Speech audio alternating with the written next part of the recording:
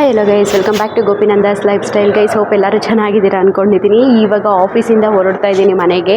So ಇವಾಗ ವೀಡಿಯೋನ shoot ಮಾಡೋಕ್ಕೆ ಸ್ಟಾರ್ಟ್ ಮಾಡಿದ್ದೀನಿ. ಏನಕ್ಕೆ ಅಂತಂದರೆ ಇವತ್ತು ನನ್ನ ಒಂದು ಕಾಲೇಜ್ ಫ್ರೆಂಡ್ದು ಬರ್ಡೇ ಇದೆ, ಧನಲಕ್ಷ್ಮಿ ಅಂತ ಹೇಳಿ. ಸೊ ಸಡನ್ನಾಗಿ ನೆನಪಾಯಿತು. ಅದಕ್ಕೆ ಸರಿ ಅಂತ ಹೇಳ್ಬಿಟ್ಟು ಮೊನ್ನೆನೇ ಅಂದ್ಕೊಂಡು ಆ್ಯಕ್ಚುಲಿ ಮಂಡೇ ಅವಳದು ಬರ್ಡೇ ಅಲ್ವಾ, ಸರ್ಪ್ರೈಸಾಗಿ ಕೇಕ್ ಕಟ್ ಮಾಡಿಸೋಣ ಅಂತ ಹೇಳಿ. ಸೊ ಇವಾಗ ಸಡನ್ನಾಗಿ ನೆನಪಾಯಿತು. ಅದಕ್ಕೆ ಆಫೀಸಿಂದ ಇವಾಗ ಹೋಗ್ತಾ ಇದ್ದೀನಿ. ಇವಾಗ ಹೋಗಿ ಕೇಕ್ ಪರ್ಚೇಸ್ ಮಾಡಿಕೊಂಡು ಅವ್ರ ಮನೆ ಹತ್ರ ಹೋಗಬೇಕು. ಇನ್ನೊಬ್ಬರು ಫ್ರೆಂಡ್ನ ಕರೆದಿದ್ದೀನಿ, ಮಂಗಳ ಅಂತ ಹೇಳಿ. ಅವಳು ಕೂಡ ಬರ್ತೀನಿ ಅಂತ ಹೇಳಿದ್ದಾಳೆ. ಸೊ ನಾವಿಬ್ಬರು ಹೋಗಿ ಅವಳಿಗೆ ಅಲ್ಲಿ ಕೇಕ್ ಸರ್ಪ್ರೈಸ್ ಕೊಡ್ತೀವಿ. ನೋಡೋಣ ಅವಳ ರಿಯಾಕ್ಷನ್ ಯಾವ ರೀತಿ ಇರುತ್ತೆ ಅಂತ ಹೇಳಿ. ಸೊ ನಾನು ಯಾವತ್ತೂ ಜಾಸ್ತಿ ಯಾರಿಗೂ ಸರ್ಪ್ರೈಸಸ್ ಕೊಡೋಕ್ಕೆ ಹೋಗಲ್ಲ. ಸೊ ಈ ಥರ ಯಾವಾಗಾದರೂ ನನಗೆ ಓಕೆ ಕೊಡಬೇಕು ಇಂಥವ್ರಿಗೆ ಅನಿಸಿದ್ರೆ ಮಾತ್ರ ನಾನು ಕೊಡೋಕ್ಕೆ ಹೋಗೋದು. ನೋಡೋಣ, ಇವತ್ತು ಯಾಕೋ ಕೊಡಬೇಕು ಅನ್ನಿಸ್ತು. ಸೊ ಅದಕ್ಕೆ ಹೋಗ್ತಾ ಇದ್ದೀನಿ. ಅವಳು ಯಾವ ರೀತಿ ರಿಯಾಕ್ಟ್ ಮಾಡ್ತಾಳೆ. ಹಾಗೆ ಅವ್ರ ಅಣ್ಣಂದು ಮದುವೆ ಬೇರೆ ಇದೆ, ಫೆಬ್ 2ಗೆ ನನ್ನ ಬರ್ಡೇ ದಿನ ಅವ್ರ ಅಣ್ಣಂದು ಮದುವೆ ಇದೆ. ಸೊ ಕರೆದಿದ್ದಾಳೆ ಹೋಗಬೇಕು ಮದುವೆಗೆ. ಆ ಒಂದು ಬ್ಯುಸಿಯಲ್ಲಿದ್ದಾಳೆ ಅವಳು. ಮನೇಲಿ ಇರ್ತಾಳೋ ಇಲ್ವೋ ಕೂಡ ನಮಗೂ ಕರೆಕ್ಟಾಗಿ ಗೊತ್ತಿಲ್ಲ. ಹೋಗ್ತೀವಿ, ಅಲ್ಲಿ ಹೋಗ್ಬಿಟ್ಟು ಕಾಲ್ ಮಾಡೋಣ ಅಂತ ಹೇಳಿ. ಬನ್ನಿ ಗೈಸ್, ವಿಡಿಯೋ ಕಂಟಿನ್ಯೂ ಮಾಡ್ತೀನಿ. ನಾನು ನಿಮಗೆ ಅಲ್ಲಿ ಹೋದ್ಮೇಲೆ ಸಿಗ್ತೀನಿ. ಬೈಕ್ ಓಡಿಸ್ತೀನಲ್ವಾ, ಸೊ ಅದಕ್ಕೆ ಸುಮ್ಮನೆ ನಾನು ರಿಸ್ಕ್ ತೊಗೊಳಕ್ಕೆ ರೆಡಿ ಇಲ್ಲ. ಅಲ್ಲಿ ಹೋದ್ಮೇಲೆ ನಾನು ನಿಮಗೆ ಸಿಗ್ತೀನಿ ಗೈಸ್.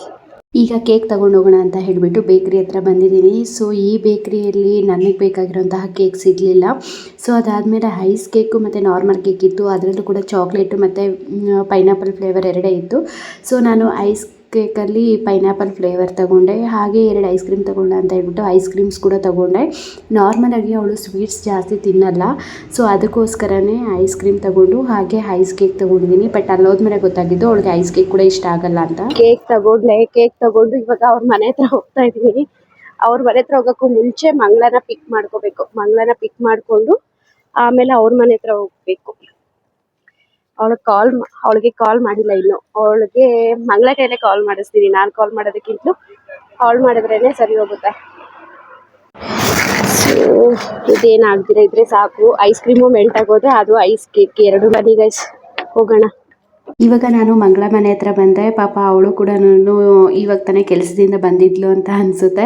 ಸೊ ಹಾಗೆ ನಾನು ಲಾಸ್ಟ್ ಟೈಮ್ ಒಂದು ಮಗು ನೋಡೋಕೆ ಹೋಗಿದ್ದೆ ಅಂತ ಹೇಳಿದ್ನಲ್ವ, ಅದು ಇವ್ರ ಮಗುನ, ಇವ್ರ ಅಕ್ಕ ಪಾಪುನ. ಈ ಸಲ ಅವರು ಫೀಡ್ ಮಾಡ್ತಾಯಿದ್ರು, ಅದಕ್ಕೆ ಮಗುನ ತೋರ್ಸೋಕ್ಕಾಗಲಿಲ್ಲ. ಇವಾಗ ಇಲ್ಲೇ ಅವಳಿಗೆ ಕಾಲ್ ಮಾಡ್ತೀವಿ. ಅವ್ರ ಮನೆ ಹತ್ರ ಹೋಗಲ್ಲ, ಇಲ್ಲೇ ಹೋಗ್ಬಿಟ್ಟು ಕಾಲ್ ಮಾಡ್ತೀವಿ. ಇಲ್ಲೇ ತಾನೇ ಇವಳ ಕೈಯಲ್ಲಿ ಕಾಲ್ ಮಾಡಿಸಿದೀನಿ ಗೈಸ್. ಇವಾಗ ಬರ್ತಾಳೆ. ಇಲ್ಲೇ ಇರೋದು ಅವ್ರ ಮನೆ, ಆ ಕಡೆ ಅಲ್ಲೇ ಇರೋದು. ಸೊ ಇವಾಗ ಬರ್ತಾಳೆ. ಅವಳ ರಿಯಾಕ್ಷನ್ ನೋಡೋಣ. ಅಲ್ಲಿ ನೋಡಮ್ಮ, ಅಲ್ಲಿ ಬರ್ತಾಳೆ. ನೋಡ್ಬಿಟ್ಲಾದ್ರೆ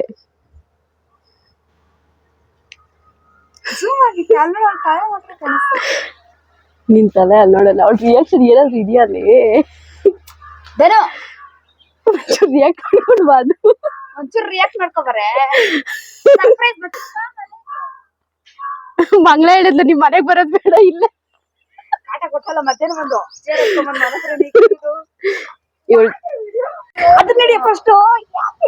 ನಾವ್ ವಿಡಿಯೋ ಮಾಡಿ ಸ್ಟಾರ್ಟ್ ಮಾಡಿ ನೀವು ಅಲ್ಲಿಂದ ಬರ್ತಿರ್ಬೇಕಾದ್ರೆ ನಾವ್ ವಿಡಿಯೋ ಸ್ಟಾರ್ಟ್ ಮಾಡಿದ್ದು. ಇಲ್ಲಾಂದ್ರೆ ನೀನ್ ದಪ್ಪ ಆಗೋದು ಯಾವ ಏಜ್ಗೆ ಹೇಳು? ನೋಡ, ಅಲ್ಲಿರೋ ನಾಯಿ ಕೂಡ ನಿನ್ನಿದ್ದು ದಪ್ಪ ಐತೆ. ನಾವಿಲ್ಲಿ ಇಷ್ಟು ಕಷ್ಟಪಟ್ಟು ಆಫೀಸ್ ಬಿಟ್ಟು ನಾನು ಇಲ್ಲಿ ಬಂದು ಪಾಪ ಅವಳು ಕೆಲಸ ಬಿಟ್ಟು ಬಂದ್ರೆ ಇವ್ಳು ನೋಡಿ ಗೈಸ್, ಡಿ ಮಾರ್ಟು ಒಳಕಲ್ ತೊಳ್ಕೊಟ್ಟು ಅನ್ಕೊಂಡು. ಅಲ್ಲ, ನಾವ್ ನಿನ್ ಮೀಟ್ ಆಗಕ್ಕೆ ಅಂತ ಬಂದ್ರೆ ನಿನ್ ಡಿ ಮಾರ್ಟ್ಗೆ ಹೋಗ್ಬೇಕು, ಒಳಕಲ್ ತೊಳಿತಾ ಇದ್ವಿ. ಏನು ನಿಂದಲೇ? ನಾ ಅದಕ್ಕೆ ಅಟ್ಲೀಸ್ಟ್ ಒಂಚೂರು ಫ್ರೆಂಡ್ಸ್ ಬಂದಿದಾರಪ್ಪ ಅನ್ನೋದಂತೂ ಇಲ್ಲ ತಾನೆ ನಿನಗೆ? ನನ್ನ ಹತ್ರ ಕಾಸಿಲ್ಲ, ಏನ್ ಅರೇಂಜ್ಮೆಂಟ್? ಬರೀ ಹಾಕೊಂಡಿದ್ದೆ ನೋಡಿ. ಅದು ನನ್ ರೆಡ್ ಅಲ್ಲ, ಅವಳದು ರೆಡ್. ಫಸ್ಟ್ ಅದನ್ನ ಇದ್ ಮಾಡಿ. ಅದೇನು ಮಾಡಲ್ಲ, ಸುಮ್ಮನೆ ಭಯ ಆಗ್ತಿರ್ಲಿ. ನಿಜ ಏನ್ ಮಾಡಲ್ಲ ತಾನೆ? ಏನು ಮಾಡಲ್ಲ. ಮತ್ತೆ ಯಾಕೆ ಈ ಕಡೆ ಬರ್ತಿದ್ದೆ? ಅಲ್ಲೇ ದಾರಿ ಬಿಡ್ಬೇಕು ತಾನೆ. ಅದ್ ನೋಡು ಹಿಂಗಿದೆ, ಬಿಟ್ರೆ ಸಾಕು ಗುಡ್ಡೋ ತರ ಇದೆ. ತಗೋದನ ಏನು ತುಪ್ಪಿ ತಿನ್ನೋದಕ್ ದನ, ನಿನಗೆಲ್ಲ ನಮ್ಗೆ ಹಿಡ್ಕೊಂಬಂದ.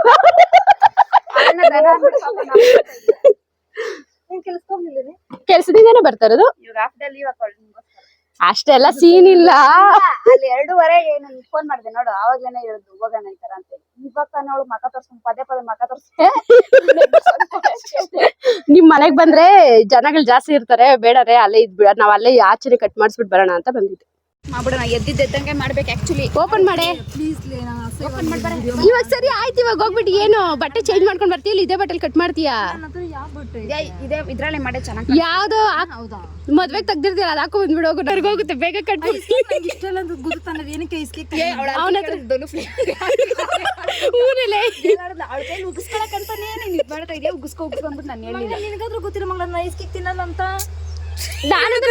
ನಾನಂದ್ರೆ ನೀನ್ ಸ್ವೀಟ್ಸ್ ತಿನ್ನಲ್ಲ ಅನ್ಕೊಂಡಿದ್ದೆ. ನಿಜ ಸ್ವೀಟೇ ತಿನ್ನಲ್ಲ ನಾನು ಆಕ್ಚುಲಿ. ಅದ್ರಲ್ಲಿ ಹಬ್ಬನ ತರದ್ದೇನೋ ಅಮ್ಮ ಮಾತ್ರ ಒಂದು 10 ರೂಪಾಯಿ ತಗೊಂಡಿದ್ದೀರ ಟೇಸ್ಟ್. ನಾನು ಸ್ವಲ್ಪ ಕಾಸ್ಟ್ಲಿ ಆಗೋಗಿದ್ದೀನಿ, ಅದಕ್ಕೆ ಅದನ್ನ ಕಟ್ ಮಾಡಿ ಹೋಗ್ಲಿ. ನೋಡ್ತಾ ಇದ್ದೀರಲ್ವಾ ವಿಡಿಯೋ ಹೇಗಿದೆ ಅಂತ ಹೇಳ್ಬಿಟ್ಟು. ಸೊ ನಾನು ಯಾವುದೇ ರೀತಿ ಎಡಿಟ್ ಮಾಡೋಕೆ ಹೋಗಲಿಲ್ಲ, ವಾಯ್ಸ್ ರೆಕಾರ್ಡ್ ಅಲ್ಲಲ್ಲಿ ಕೊಡ್ತಾ ಇದ್ದೀನಿ ಅಷ್ಟೇ. ಸೊ ಹಾಗೆ ಅವಳ ಜಿಪುಣತನ ಕೂಡ ಹೇಗಿದೆ ಅಂತ ಹೇಳ್ಬಿಟ್ಟು ನೋಡಿ. 25 ರೂಪಾಯಿನ ಯಪ್ಪ, ನಂಗೆ 5 ರೂಪಾಯಿ ಕುಲ್ಫಿ ತಗೊಂಡ್ಬರ್ಬೇಕಾಗಿತ್ತೇನೆ ತಾನೇ. ವಿಡಿಯೋ ಕಾಲ್ ಮಾಡಿ ಇಲ್ಲೇ ಅಟೆಂಡ್ ಮಾಡಿ. ನೀನು ಫಸ್ಟ್ ಅದು ಕಟ್ ಮಾಡೆ ತುಬಿ. ನಾನು ಇತ್ತಿನ ನಂಗೆ 5 ರೂಪಾಯಿ ಕೇಕ್ ಕೊಡ್ಸು ತುಬಿ. ನೀನ್ ಕೊಡ್ಸ್ಬೇಕಾಗಿರೋದು ನಮಗೆ, ನಾವಲ್ಲ ನಿನಗೆ ಕೊಡ್ಸ್ಬೇಕಾಗಿರೋದು. ಮುಚ್ಕೊಂಡು ಕಟ್ ಮಾಡೆ. ಬೆಂಕಿ ಪಟ್ನ ಹೋಗು ನೋಡಲ್ಲಿ ಅಮ್ಮ ಯಾಕೆ ಬಿಡಿ ತಗೊಂಡ್ಬಂದ್ಬಿಡ್ತೀನಿ ಬಂದ್ಬಿಡು. ಓಕೆ ಬೆಂಕಿ ಪಟ್ನ ತಗೋಬರೋಗ ಹೋಗ್ಬಿಟ್ಟು ಹಂಗೆ ಡ್ರೆಸ್ ಚೇಂಜ್ ಮಾಡ್ಕೊಂಡು ಬಾ ಹೋಗ್ಲಿ. ಡ್ರೆಸ್ ಚೇಂಜ್ ಮಾಡ್ಕೊಂಡು ಬರ ಹಂಗೆ ಹೋಗ್ಲಿ, ಅಲ್ಲಿ ಬರ್ಬೇಕು. ಬೆಂಕಿ ಪಟ್ನ ತಗೋಬರೋಗು ಅಂತ ಕಳಿಸಿದ್ರೆ ಹಾಗೆ ಡ್ರೆಸ್ ಕೂಡ ಚೇಂಜ್ ಮಾಡಿಕೊಂಡು ಬಂದ್ಬಿಟ್ಟಿದ್ಲು. ಸೊ ಸರಿ ಅಂತ ಹೇಳಿ ಈಗ ಕೇಕ್ ಎಲ್ಲ ಕಟ್ ಮಾಡ್ಸೋಣ ಅಂತ ಇದನ್ನ ಮಂಗಳಾಗೆ ವಿಡಿಯೋ ಮಾಡು ಅಂದರೆ ಇನ್ಸ್ಟಾದಿಂದ ವಿಡಿಯೋ ಮಾಡಿದ್ದಾಳೆ. ಕ್ಲಾರಿಟಿ ಅಂದರೆ ಸ್ವಲ್ಪ ವೈಟಾಗಿ ಕಾಣಿಸ್ಲಿ ಎಲ್ಲರೂ ಅಂತ. Happy birthday to you, happy birthday. ಹಾಗೆ ನಾವು ಕೇಕೆಲ್ಲ ಕಟ್ ಮಾಡ್ಸೋಕ್ಕೆ ಹೋದಾಗ ನೇತ್ರ ಕೂಡ ಕಾಲ್ ಮಾಡಿದ್ವಿ. ನೇತ್ರ ಅಂದರೆ ನಮ್ಮ ಇನ್ನೊಬ್ಬರು ಫ್ರೆಂಡು. ಸೊ ಅವಳು ಕೂಡ ಹಾಗೆ ಕಾಲ್ ಮಾಡಿದ್ಲು ಮತ್ತು ವಿಡಿಯೋ ಕಾಲ್ ಮಾಡಿದ್ಲು. ಅವಳಿಗೆ ತೋರಿಸ್ಕೊಂಡು ಹೀಗೆ ಕೇಕ್ ಕಟ್ ಮಾಡಿಸ್ಕೊಂಡು ಎಂಜಾಯ್ ಮಾಡ್ತಾಯಿದ್ವಿ. ಅವಳಿಗೆ ಅವ್ರ ಅಣ್ಣ ಮತ್ತು ಅವರಮ್ಮ ಪದೇ ಕಾಲ್ ಮಾಡ್ತಾಯಿದ್ರು. ನಾನು ಹೇಳಿದ್ನಲ್ವ ಅವ್ರ ಅಣ್ಣದು ಮದುವೆ ಇದೆ ಅಂತ ಹೇಳಿ. ಸೊ ಅವ್ರ ಅಣ್ಣದು ಮದುವೆ ಇದ್ದಿದ್ದರಿಂದ ಆ ಒಂದು ಪ್ರಿಪ್ರೇಷನ್ಸ್ ಎಲ್ಲ ನಡೀತಾ ಇದೆ. ಸೊ ಈ ಸ್ಯಾಟರ್ಡೆ ಸಂಡೇನ ಅವ್ರ ಅಣ್ಣ ಮದುವೆ ಇದ್ದಿದ್ದು. ಸೊ ಅದಕ್ಕೆ ಅವಳು ತುಂಬಾ ಬ್ಯುಸಿ ಇದ್ಲು. ನಾನು ಇವಳು ಮತ್ತು ಮಂಗಳ ನೇತ್ರ ನಾವೆಲ್ಲರೂ 6th ಕ್ಲಾಸ್ ಫ್ರೆಂಡ್ಸು. ಸೊ ಅಂದರೆ ಏನು ಫ್ರೆಂಡ್ಶಿಪ್ ಎಲ್ಲ ಇರಲಿಲ್ಲ ನಮ್ಮದು. ಆವಾಗ ಕಾಲೇಜಿಗೆ ಬಂದಮೇಲೆ ನಮ್ಮ ಬಾಂಡಿಂಗ್ ಜಾಸ್ತಿ ಆಗಿದ್ದು ಅಂತ ಹೇಳ್ಬೋದು. ಬಟ್ ಅದಕ್ಕೂ ಮುಂಚೆ ಜಸ್ಟ್ ಕ್ಲಾಸ್ಮೇಟ್ಸ್ ಅಷ್ಟೇ. ಬಟ್ ಆದರೆ ನಮ್ಮದೆಲ್ಲ ಫ್ರೆಂಡ್ಶಿಪ್ ಸ್ಟಾರ್ಟ್ ಆದಮೇಲೆ ಇವಳಿಗೆ ನಾವಂದರೆ ತುಂಬಾ ಇಷ್ಟ ಇರ್ತಿತ್ತು. ಕಂಪೇರ್ ಟು ನಮಗೆ ಮಾಡಿದ್ರೆ ಇವಳಿಗೆ ನಾವಂದರೆ ಇಷ್ಟ ಆ್ಯಂಡ್ ಇವಳಿಗೆ ಫ್ರೆಂಡ್ಶಿಪ್ಸ್ ಅಂದ್ರೇ ಇಷ್ಟ ಇತ್ತು. ಬಟ್ ಇವಾಗ ಹೇಗೆ ಚೇಂಜ್ ಆಗಿದ್ದಾಳೋ ನನಗೆ ಗೊತ್ತಿಲ್ಲ. ಬಟ್ ಆವಾಗೆಲ್ಲ ಇವಳಿಗೆ ಫ್ರೆಂಡ್ಶಿಪ್ಸ್ ಅಂದ್ರೇ ಒಂಥರ ಪ್ರಾಣ ಅಂತಾರಲ್ವ, ಆ ರೀತಿ ಇದ್ಲು. ಸೊ ಅದಕ್ಕೆ ಇವಳ್ದು ಕೇಕ್ ಏನೋ ಗೊತ್ತಿಲ್ಲ ಅನ್ನಿಸ್ತು ಮಾಡಬೇಕು ಅಂತ. ಸೊ ಅದಕ್ಕೆ ಸೆಲೆಬ್ರೇಷನ್ ಮಾಡೋಣ ಅಂತ ಬಂದೆ ಅಷ್ಟೇ. ತೆಗ್ದಿಟ್ಬಿಟ್ಟಿದ್ದೀನಲ್ಲ ಮೂತಿ ಮುಖ ಈ ಥರ ಮಾಡಿದ್ರೆ ಹೊಡೆದಾಕ್ಬಿಡ್ತೀನಿ ನನ್ನ ಚಾನಲಲ್ಲಿ. ಚಾನಲ್ ಎಲ್ಲ ನಗ್ನಾಗ್ತಾ ಇರಬೇಕು. ನೀನು ನಗ್ನಾಗ್ತಾ ಇರ್ತೀನಿ ಮೇಡಮ್. ಚೆನ್ನಾಗಿಲ್ಲ ಏನಿಲ್ಲ ಮತ್ತೆ ನಂದೇ ಚೆನ್ನಾಗಿದ್ದೀರಿ ಏನು ಅಷ್ಟೊಂದು ಅಸಹ್ಯವಾಗಿದ್ದೀನಿ. ಇಲ್ಲಿಗೆ ಇಲ್ಲೆಲ್ಲ ಸಿರಪ್ ನೋಡಿ ಗೈಸ್ ಎಷ್ಟು ಹಾಕಿದ್ದಾರೆ ಆ ಐಸ್ ಕೇಕಲ್ಲಿ. ಇದನ್ನೆಲ್ಲ ತೊಳೆದಕ್ಕೋಸ್ಕರ ಇವಾಗ ಬರ್ಡೇ ಗರ್ಲ್ ಕೈಯಲ್ಲೇ ನೀರು ತರಿಸ್ತಾ ಇರೋದು.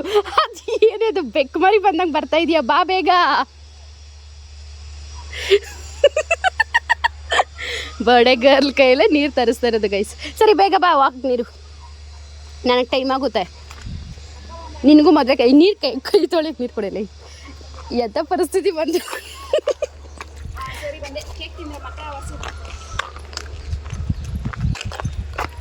ನಾನು ಕೇಕ್ ತೊಗೊಂಡು ಹೋಗ್ಬೇಕಾದ್ರೆ ಐಸ್ ಕ್ರೀಮ್ ಕೂಡ ತೊಗೊಂಡು ಹೋಗಿದ್ನಲ್ವ. ಸೊ ಆ ಕೇಕ್ ಎಲ್ಲ ಕಟ್ ಮಾಡಿ ನಮ್ಮದೆಲ್ಲ ಮಾತುಕತೆ ಎಲ್ಲ ಮುಗಿಸೋ ಅಷ್ಟರಲ್ಲಿ ಐಸ್ ಕ್ರೀಮ್ ಎಲ್ಲ ನೀರು ಆಗೋಗ್ಬಿಟ್ಟಿತ್ತು ಗೈಸ್. ಇವಾಗ ಬರ್ಡೇ ಸೆಲೆಬ್ರೇಷನ್ ಎಲ್ಲ ಮುಗೀತು. ಸೊ ಹೇಗೆ ಅನಿಸ್ತದನು? ತುಂಬಾ ಖುಷಿ ಆಯ್ತು. ನಿಜ ಹೇಳಲೆ, ನಿಜ ಖುಷಿ ಆಯ್ತು. ಹೌದು. ಕಾಟ ನನ್ನ ಕೈಯಲ್ಲಿ ತಡ್ಕೊಳಕ್ ಆಗ್ತಿಲ್ಲ. ಕ್ಯಾಮ್ರಾ ಯಾವಾಗ ಮುಗಿಯುತ್ತೆ ಹೇಳ್ರಪ್ಪ. once again wish you a happy birthday. Thank you so much. once again wish you happy birthday ಮಚ್ಚಿ. ಹೀಗೆ ಇನ್ನು ಜಾಸ್ತಿ ಬರ್ಡೇ ಸೆಲೆಬ್ರೇಟ್ ಮಾಡ್ಕೊ. ನೆಕ್ಸ್ಟ್ ಬರ್ಡೇ ನಾವಂತೂ ಬಂದು ಸೆಲೆಬ್ರೇಟ್ ಮಾಡಲ್ಲ, ನಿನ್ನ ಹಸ್ಬೆಂಡ್ ಸೆಲೆಬ್ರೇಟ್ ಮಾಡ್ಕೊಳ್ಳಿ. ಏನಂತೀಯ ಮಗಳ? ಆವಾಗಾದ್ರೂ ಸ್ವಲ್ಪ ಕೇಕ್ ಕೊಟ್ಬಿಡು. ಹಂಗೆ ಸ್ವಲ್ಪ ನಗುನು ಬಿಡಮ್ಮ ಆಚೆ.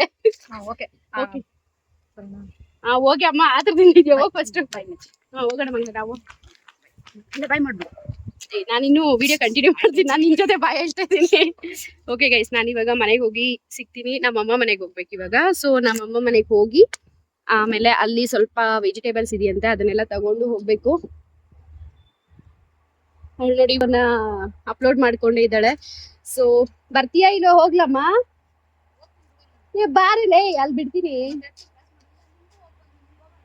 ನಾನು ಅಮ್ಮ ಮನೆಗೆ ಹೋಗ್ಬಿಟ್ಟು ಹೋಗ್ಬೇಕು ಬಾ ಮಂಗಳ.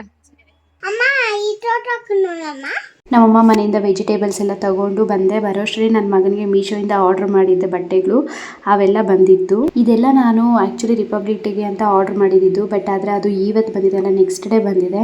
ಸೊ ಸರಿ ಆಯಿತು ಬಿಡು, ನೆಕ್ಸ್ಟ್ ಎಂತಕ್ಕಾದ್ರೂ ಆಗುತ್ತೆ ಅಂತ ಹಾಗೆ ಇಡ್ತಾ ಇದ್ದೀನಿ. ಎಲ್ಲರೂ ಹೋಗ್ಬೇಕಾದ್ರೆ ಹಾಕೋ.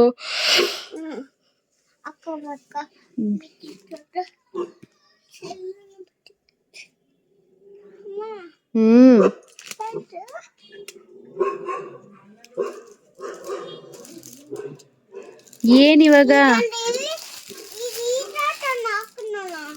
ಆ ಶರ್ಟ್ ಟೈಟ್ ಅಂತ ಹೇಳಿದ್ರಲ್ವಾ ಅಜ್ಜಿ, ಟೈಟು ಅಂತ ಹೇಳಿದ್ಮೇಲೆ ಹಾಕೋಬಾರ್ದು.